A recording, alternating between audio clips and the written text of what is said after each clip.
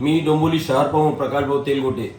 आत्ताच 2 दिवसापूर्वी नकली सेनेच्या आमदारांनी, कल्याण ग्रामीणच्या आमदारांनी और त्याच्या पदाधिकाऱ्यांनी पलावा ब्रिजचं लोकार्पण सोहळा ठेवला होता। त्यामध्ये त्यांनी सांगितलं की जनतेच्या सेवेसाठी आम्ही हा ओपन करत आहोत, परंतु हे हास्यास्पद आहे। मी एवढंच सांगेल की त्यामध्ये भ्रष्टाचार झालेला आहे, टेंडरिंग प्रमाणे तिथं अजिबात काम केलेलं नाही, हे सगळ्यांना माहिती आहे। आणि तिथले हे कल्याण ग्रामीणचे जे आमदार आहेत तिथे छाती ठोकपणे सांगतात की जनतेच्या सेवेसाठी, पण असं काही नाही, यांचे कामं शून्य आहेत आणि त्यामुळे यांना बोलण्याचा काही अधिकार नाही। आणि ते जर जिल्हा प्रमुखाच्या संदर्भामध्ये बोलत असतील तर जिल्हा प्रमुख आमचे दूरदृष्टी आहे, त्यांची विचार करण्याची सरणी वेगळी आणि अभ्यासू आहे।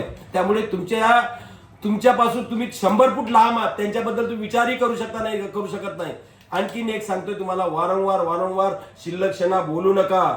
त्या उपजिल्हा प्रमुखाला एवढंच सांगेल, वारंवार शिल्लक्षणा बोलू नकोस। तुझी लायकी आणि तुझी काय आहे सगळ्या डोंबिवलीकरांना माहिती आहे।